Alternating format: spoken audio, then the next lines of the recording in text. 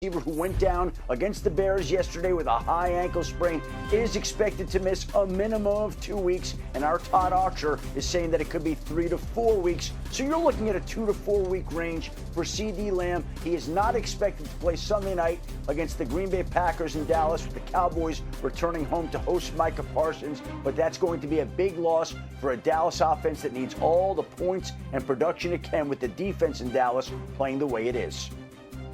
Yeah, good point, Adam. And at least they have George Pickens now. But let's remind you what this game looked like yesterday between the Cowboys and the Bears. Caleb Williams getting ready to go. Caleb Williams has shown some flashes in recent games. Does Hull come back? I like his eyes. He picked that backside safety, watch him hang, and then that beautiful touch pass to the tight end. Here's under 14 minutes to go. The Bears leading 31-14. Prescott trying to find Pickens, didn't work. And here's Jerry Jones asked if this is a playoff team or not. I'm going to tell you, yes. And that's because you saw number 4 out there today, and you saw what I think we're capable of doing in the running game and that type of deal. So, yes, I fully do. Now, we've got to, as we evolve toward the playoffs, we've got to get better defensively. Certain teams have lost their 3rd game in the NFL, and they've gone on and participated really well in the playoffs, and more than likely have won some Super Bowls, even though they lost the 3rd game in the NFL. And that's not trying to be cute. Okay, Marcus, is this a playoff team? No. No. And again, I don't know how you justify that. This league is crazy. I'm not writing Dallas off, right? But defensively, you can't go to the playoffs like that.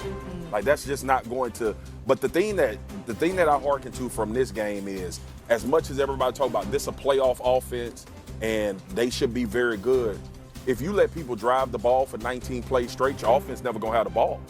And if you're always playing from behind as an offense, you're gonna be more prone to turning it over, because you're gonna have to do things that teams know you're going to do, like pushing the ball down the field. So Dallas is not a playoff team.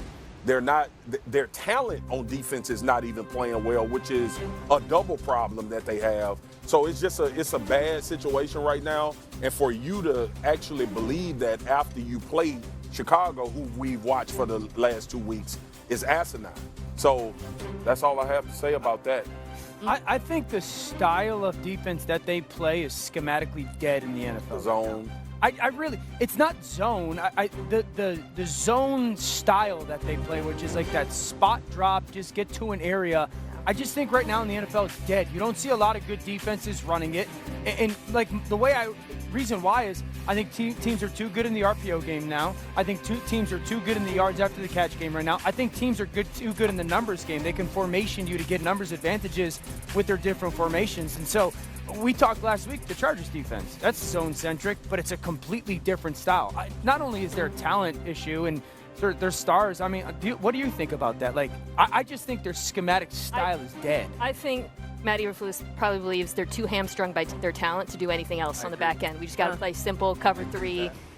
They can't get pressure rushing 4th, so they had to blitz Caleb in this one. And ironic. To flip it to the right, it's shocking, to the Bears side, I mean, Caleb destroyed the blitz in this one. 7 for 8 for 175 yards and 2 touchdowns. And what struck me was just his willingness to hang in there against the blitz every time. You talked about the go ball to Odunze off the double move. The flea flicker, honestly, the toss back to him hung in there as long as his throw out. Yeah. But he was patient, waiting for it, waiting for the screen to set up, to Swift at one point, the comeback to Odunze. The only time he left the pocket versus the blitz was when Ezeraku read the naked, and he made an incredible throw there. But otherwise, he showed, I thought, not just a comfort in this offense, but a belief in the structure of it. Yeah, I think when you look at Caleb Williams, what you're excited about for this game is how much of this was Caleb Williams and Ben Johnson, and how much of this was the Dallas Cowboys. You just heard Mina talk about how well he played against the blitz. Remember, the blitz in game 1 gave Jalen Hurts and the Philadelphia Eagles some problems. Yeah, it did. And so when I look at Caleb Williams' game and what he did from the standpoint of growth, I'm excited. Yeah. I'm encouraged. And yes, you're going to get some of those throws because you have people wide open down the field. But what about when he does escape the pocket and we don't see the turnovers, you don't see the mistakes, you see him go through his progression or identify who will be open in the fire zone blitzes. I thought it was a great game for Caleb Johnson. What I also felt, for Caleb Williams. That's perfect, Caleb Williams. But what I also felt was the fact that Ben Johnson showed up. That was the first game going for it on fourth down, trick plays with the flea flicker. It felt like Ben Johnson put his imprint on his team. It felt like he was kind of Cowboys defense. Well, yeah, it did feel. Right game. I know. Not a good game. Hey, honestly, you circle them games on the schedule when you first go. No. If it's a get-right game, get right. The man running back threw a flea flicker 7 feet in the air. That was and Ben they scored a Johnson in his touchdown. bag. Flicker hung up there. Like, where was it? By the way, okay, the last time Caleb Williams didn't take a sack in a game before Sunday was when he played for USC against Stanford in 2020. Not Monday, but certainly a story. The Cowboys getting thumped by the Bears 31-14 to a team that earned its first win of the season. Caleb was good, 4 touchdowns, orchestrated a 19-play scoring drive in the win. Dallas has now given up 92 points in 3 games this season. So was the Bears offense great, or is the Dallas defense the huge problem? Here's Stephen A. in the First Take crew. The Dallas Cowboys defense is awful. Absolutely awful. You know it. I know it. Anybody with 2 eyes sees it. It's outrageous for you to go, well, it's about the Cowboys defense. One, we knew the defense was bad going into it.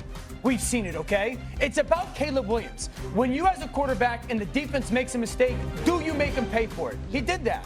And then 2, are you making mistakes that are hurting your football team, which we've seen Caleb do, which we've watched him do when it comes to you're making it too hard, you're trying to do too much, you're not playing. Yes, Stephen A. No.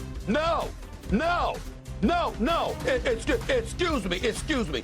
The question is, when you talk about Caleb's performance, more about him or than the Cowboys defense? The Dallas Cowboys defense is horrific. No pass rush, no secondary, can't stop a damn cold. And you're telling me that we're going to sit up there and ignore the fact that Caleb Williams, again, who I believe in, who will progress, who has potential. I love the kid, and I think he's got a bright future. I believe in him. But he sacked 68 times last year, okay? He was getting sacked thus far this year. What happens against the Cowboys? He didn't get touched. Like I told you, he called this lady. He sat up there and called Uber Eats. He took phone calls. He was doing everything back there before he threw a damn pass because he sat up there looking pretty. How often do you see a cat have that much time to throw the football in the pocket? You saw it. Where was the rush? This is your problem. You ain't got no pressure. You can't defend the pass. Come on. Looking for development, Dr. Who? Dude. Caleb. We've seen him make ball-dropping plays. I'm not taking anything away from Caleb. So what? I'm saying the Cowboys defense, that's the bigger story. Looking at Dallas's defense, you're like, damn, this is worse than we thought. That's all I'm saying. Orlovsky's right.